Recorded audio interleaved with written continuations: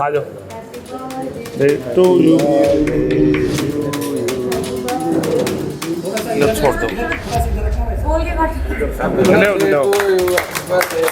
युवाओं की दिलों की धड़कन भी हैं, बुजुर्गों के चेते हैं और अपनी माताओं के भी लाडले हैं। रणदीप सिंह सुरजेवाला जी का जन्मदिन पर आज ये प्रेस कॉन्फ्रेंस का आयोजन किया है और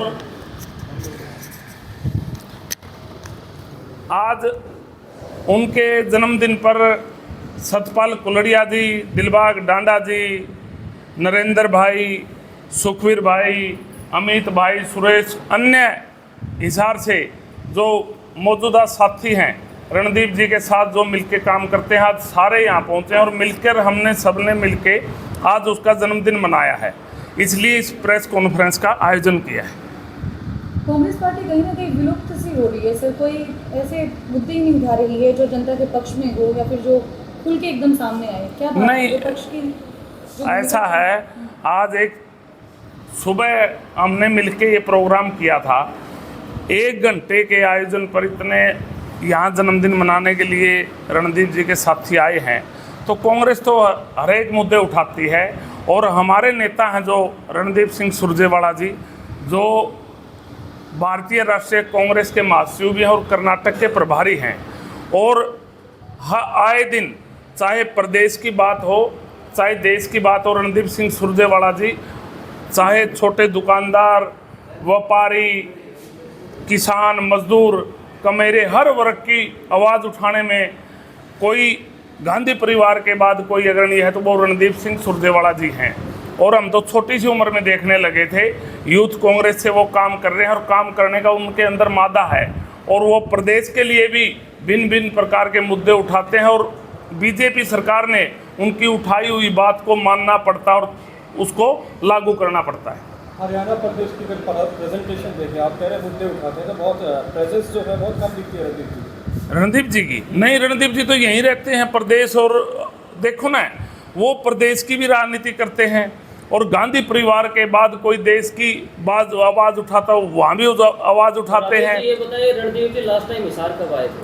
रणदीप जी तो आते रहते हैं, दुख सुख में, किसी शादी में, ब्याह में आते रहते हैं रणदीप जी। तो नारनौंद में आए थे, अपने डांडा साहब के पोते के जलवे पूजन पे पहुंचे थे। उनके बेटे हैं, विधायक हैं आदित्य सुरजेवाला जी, वो भी पहुंचते हैं उनकी गैर हाजिरी में। यहाँ शादी में भी आए थे हिसार अभी कुछ दिन पहले। सर हिसार एक ऐसा एरिया माना जाता है जहाँ से असली राजनीति हरियाणा की शुरू होती है। अगर कांग्रेस की बात करें तो कैसे ऐसे कौन कौन से भिन्न भिन्न मुद्दे हैं जिनके ऊपर कांग्रेस फोकस करके बैठी हुई है, जिनको अब जो सत्ता पक्ष है उसके सामने भी लेकर आएगी, उसके ऊपर काम भी करवाएगी? देखो, कांग्रेस पार्टी ने हमेशा जनता की आवाज़ को उठाया है। जो बीजेपी अत्याचार करती है, कांग्रेस उस आवाज़ को उठाती है और इस प्रदेश की और देश की जनता के साथ खड़ी रहती है। और कांग्रेस की बात आप संगठन की करते हो या किसकी, कांग्रेस अपना नया तरीके से नया संगठन, नया प्रदेश अध्यक्ष, अपना सब कुछ नए तरीके से फिर से इस प्रदेश में गली गली से, मोहल्ले से, हल्के से, जिले से और प्रदेश स्तर पर नया संगठन, नया नेतृत्व काम करते हुए आपको नजर भी आएगा। राजीव जी, आप AICC से हैं और सुनने को मिल रहा है कि चंडीगढ़ के अंदर राहुल गांधी 4 तारीख को पहुंचने वाले, तो क्या वहां पर कांग्रेस को लेकर जिस प्रकार से जो बातें निकलकर सामने आ रही है, संगठन को लेकर क्या विचार विमर्श किया जाना है? इसलिए राहुल जी आ रहे हैं, हमारे सीनियर नेताओं से मुलाकात करेंगे और जो नए ऑब्जर्वर लगाए हैं, जो AICC से ऑब्जर्वर लगाए हैं, सबसे मंत्रणा करेंगे और प्रदेश के नए संगठन को बनाने के लिए और प्रदेश में नए तरीके से नए संगठन को चलाने के लिए उसके विचार विमर्श के लिए राहुल गांधी जी चंडीगढ़ पहुंच रहे हैं। सरकार आवाज जवाब देती है कि कांग्रेस का संगठन नहीं है, क्या वो जवाब दिया जाएगा कांग्रेस द्वारा? बिल्कुल, संगठन बनने की कब तक की आशंका है? इस महीने में बिल्कुल संगठन बन जाएगा। और आज मेन मुद्दा है रणदीप जी के जन्मदिन का। हम पूरे हिसार के जितने साथी हैं आपके माध्यम से रणदीप जी को जन्मदिन की बधाई देते हैं, उनके उज्जवल भविष्य की कामना करते हैं और जिस तरीके से वो काम कर रहे हैं, हम चाहते हैं कि उससे और बेहतर तरीके से इस प्रदेश को भी ऊंचाइयों तक ले जाएं और देश में भी इस प्रदेश का और इस प्रदेश के लोगों का और खुद का नाम चमकाने का काम करें। राजेश जी, खुद कुमारी शैलजा ने एडमिट किया है कि कांग्रेस में संगठन की कमी है। नहीं, ऐसा है, बड़े नेताओं हैं, मैं तो इस पे बोल नहीं सकता कौन बहन जी क्या कहती हैं। मैं तो मेरी बात रख सकता हूँ, और वो महासचिव हैं शैलजा जी, वो क्या बोलगी वो तो मैं उस पर नहीं कोई कमेंट नए करूँगा। प्रदेश अध्यक्ष का जिक्र किया आपने, क्या जिम्मेवारी मिल सकती है रणदीप सुरजेवाला को? देखो ऐसा है तो हम तो देखो, मैं तो चाहता हूँ, और जितने साथी हैं यहाँ हमारे सीनियर नेता बैठे हैं, बुजुर्ग बैठे हैं, सभी चाहते हैं रणदीप जी को कमान मिले, और इस प्रदेश की जनता भी चाहती है, युवा भी चाहते हैं, माताएं बहनें सब चाहते हैं, क्योंकि उसमें काम करने का मादा है और वो काम करके दिखाते हैं। अगर मैं आपसे के माध्यम से कहना चाहता हूँ हाईकमान को भी, रणदीप जी को अगर प्रदेश अध्यक्ष की जिम्मेवारी मिलती है 2029 में 80 पार सीट आएंगी, ये हम बिल्कुल दावे के साथ कहते हैं। जैसा कि सोमेश का जो सवाल था, उन्होंने कहा कि कांग्रेस जो है विलुप्त होती नजर आ रही है, उसको आपने बिल्कुल नकारा और कहा कि बहुत सारे कार्य कर रही है। क्या आप अपने नजरिए से बता पाएंगे कि हिसार की अगर मैं बात करूँ, सबसे पहला कार्य कौन सा ऐसा जिसकी मुसीबत को लेकर आम जनता परेशान है और आपने उनके बात बताओ, हम तो आवाज़ उठाते हैं कांग्रेस के अलावा। आप ये बताइए मेरे को, एक मुद्दा आप मुझे बताइए। मैं बता देता हूँ, कांग्रेस के अलावा आवाज़ उठाता कौन है? कांग्रेस के नेता उठाते हैं, चाहे वो प्रदेश सत्र के हों, चाहे हल्का सत्र के हों, चाहे जिला सत्र के हों। कांग्रेस के अलावा आवाज़ कौन उठाता है? सर सवाल ये है कि मुद्दा कौन सा है जो आपने मुझे उठाया है? पानी की बात हो, महंगाई की बात हो, कृषि के बिजली बिलों की बात हो, कितने मुद्दे उठाते हैं, फसल के भाव की बात हो, किसान के मुआवजे की बात हो, कितनी बातें हैं। बताओ कौन सी कांग्रेस पार्टी कौन सी बात नहीं उठाती है? हर बात तो उठाते हैं। रणदीप सिंह सुरजेवाला जी का आए दिन आप बयान पढ़ते हो, हर दिन वो आवाज़ उठाते हैं, चाहे खनन का मुद्दा हो, चाहे फसलों के MSP की बात हो, हर बात पे तो कांग्रेस पार्टी आवाज़ उठा रही है।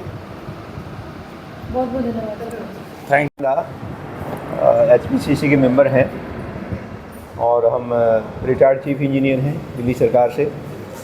पिछले 7 साल से हम नारनौल विधानसभा में पूरी तरह से सुरजेवाला साहब का प्रचार प्रसार के अंदर रैली भी करते हैं, और भी जितने भी कार्य करते हैं। हमारे AICC के मेंबर हैं राजेश संधाड़ा साहब के साथ, गुड़िया साहब के साथ, सीनियर जितने भी हमारे मेंबर हैं, सभी कांग्रेस पार्टी के हर मुद्दे को उठाते हैं, चाहे वह MSP का मुद्दा है, किसानों का मुद्दा है। अब आप देखते हैं कि पूरे हिंदुस्तान के अंदर राहुल जी के बाद अगर कोई नेता है तो केवल सुरजेवाला ही है, चाहे वो पाकिस्तान के साथ युद्ध की बात है, और पार्लियामेंट के अंदर जब वो बोलते हैं, अमित शाह और नरेंद्र मोदी साहब उनको के स्पीच को, उनके तथ्यों को, क्योंकि एक एक आंकड़े को लेकर आते हैं, बड़े सीरियसली लेते हैं। पाकिस्तान के साथ युद्ध हुआ तो उन्होंने कहा कि 5 हमारे जो जेट्स थे वो डिस्ट्रॉय हुए, सिंदूर की बात रही, राइफल की बात हुई, बीजेपी हर स्टेप के ऊपर फेल हुई और जश्न मना रहे हैं गांव-गांव में जाकर। कभी कुछ मुद्दा छोड़ देते हैं। मोदी साहब कहते हैं कि मेरे रगों के अंदर गर्म सिंदूर बह रहा है, और जब सिंदूर फिर घर घर को देके जाते हैं तो महिलाएं उनके पीछे पड़ जाती हैं कि कौन सा तरीका है सिंदूर बांटने का। आज हम जन्मदिन के ऊपर सुरजेवाला साहब जो राष्ट्रीय महासचिव भी हैं, कांग्रेस पार्टी के बड़े नेता हैं, मेंबर पार्लियामेंट भी हैं, और किसान की, दुकानदार की, गरीब की, मजदूर की आवाज़ उठाते हैं। और हमें ऐसा नेता चाहिए हरियाणा के अंदर, प्रदेश अध्यक्ष ऐसे नेता को मिले जो इंटरनेशनल छवि का हो, साफ़ सुथरी छवि का हो। इतने लंबे पॉलिटिकल करियर के अंदर बेदाग व्यक्ति हैं, कोई उनके अंदर लालच नहीं है, अहंकार नहीं है, मद नहीं है, मोह नहीं है, और बहुत अच्छे माध्यम से अब आदित्य सुरजेवाला साहब वहाँ कैथल से जीते हैं। आज हम उनको उनके जन्मदिन के ऊपर बहुत बहुत बधाई देते हैं और भगवान से प्रार्थना करते हैं कि आने वाला टाइम के अंदर कांग्रेस पार्टी के राष्ट्रीय स्तर के नेता उन्होंने हरियाणा का प्रदेश अध्यक्ष बागडोर दें और 2029 के अंदर कांग्रेस पार्टी की सरकार बने, और हम सब इसी तरह मिलते रहें, कॉन्फ्रेंस करते रहें।